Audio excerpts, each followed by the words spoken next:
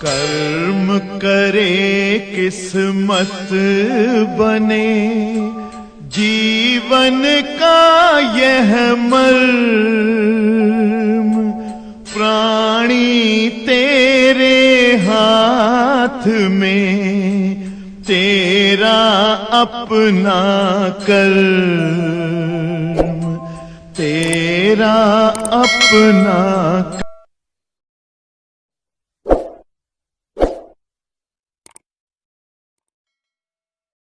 Transistor का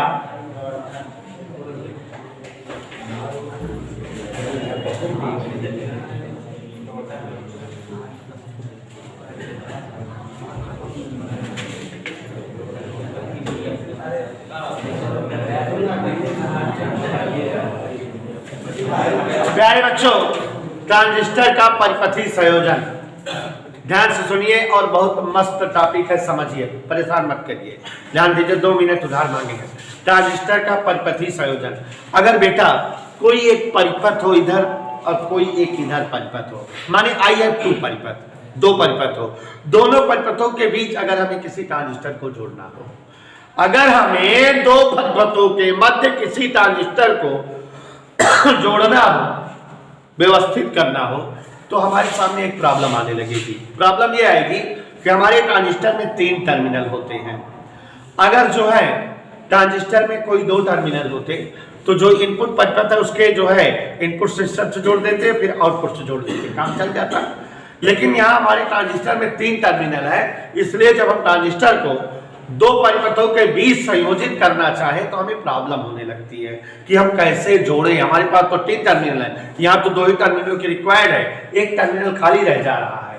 तो जब 2 परिपथों के बीच किसी ट्रांजिस्टर को जोड़ना होता है तो साइंटिस्टों ने एक दिमाग का प्रयोग किया, कहा कि कोई एक टर्मिनल दोनों परिपथों से जोड़ दो, कॉमन कर दो, और अगले टर्मिनल के साथ इधर वाले परिपथ को और अगले टर्मिनल के साथ इधर वाले परिपथ को जोड़ दीजिए, तो आराम से परिपथों का संयोजन हो जाएगा। मतलब कि अगर किसी ट्रांजिस्टर को 2 परिपथों के बीच जोड़ना है तो ट्रांजिस्टर के जो 3 टर्मिनल हैं उसमें किसी एक टर्मिनल के साथ दूसरे टर्मिनल को लेकर पहला परिपथ जोड़ दो और उसी टर्मिनल के साथ तीसरे टर्मिनल को लेकर के दूसरा वाला परिपथ जोड़ दो।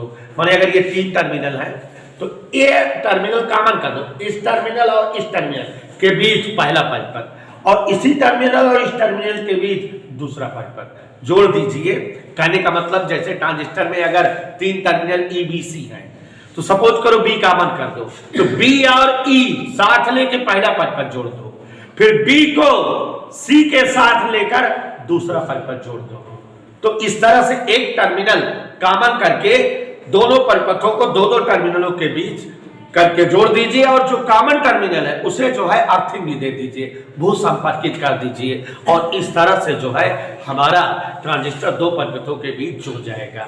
चूंकि हमारे ट्रांजिस्टर में 3 टर्मिनल होते हैं EBC, तो हम कभी E कॉमन रख सकते हैं, कभी B कॉमन रख सकते हैं और कभी C कॉमन रख सकते हैं। और इस तरह से बच्चों जब जो है ट्रांजिस्टर का विन्यास, परिपथी विन्यास या परिपथी संयोजन किया जाता है तो 3 प्रकार का परिपथी संयोजन होता है।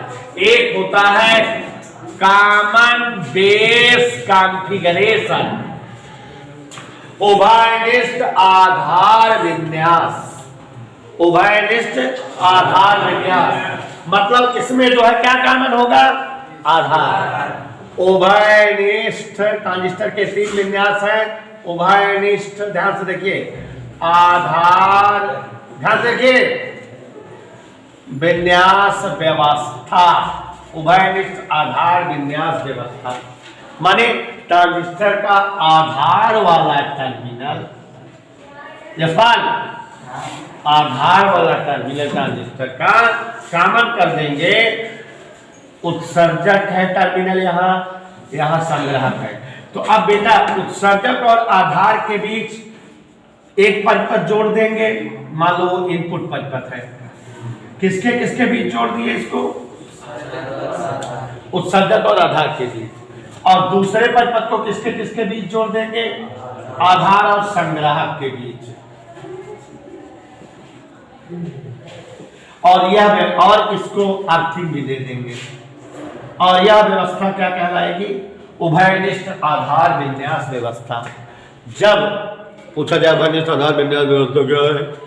जब किसी ट्रांजिस्टर के आधार टर्मिनल को इनपुट और आउटपुट परिपथ में कॉमन रखा जाए, उभयनिष्ठ रखा जाए, तथा उत्सर्जक और आधार के मध्य इनपुट परिपथ जोड़ा जाए और आधार और संग्राहक के मध्य आउटपुट परिपथ जोड़ा जाए, तो ट्रांजिस्टर की यह व्यवस्था उभयनिष्ठ आधार विन्यास व्यवस्था कहलाती है। इसी तरह से कॉमन एमीटर कॉन्फ़िगरेशन, उभयनिष्ठ उत्सर्जक विन्यास व्यवस्था। अगर किसी ट्रांजिस्टर के उत्सर्जक टर्मिनल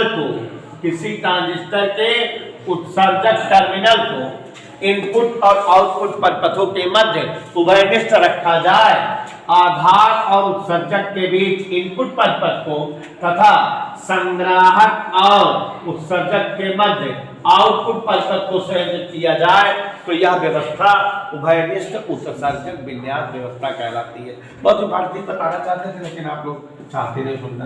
तीसरा देखो, एक ऐसा ट्रांजिस्टर जिसमें जो है कलेक्टर या संग्राहक को हम जो है इनपुट और आउटपुट परिपथों के मध्य कॉमन रखे, उभयनिष्ठ रखे, आधार और संग्राहक के बीच इनपुट परिपथ, उत्सर्जक और संग्राहक के बीच आउटपुट परिपथ संयोजित करें, तो ट्रांजिस्टर की यह व्यवस्था उभयनिष्ठ संग्राहक विन्यास व्यवस्था कहलाती है।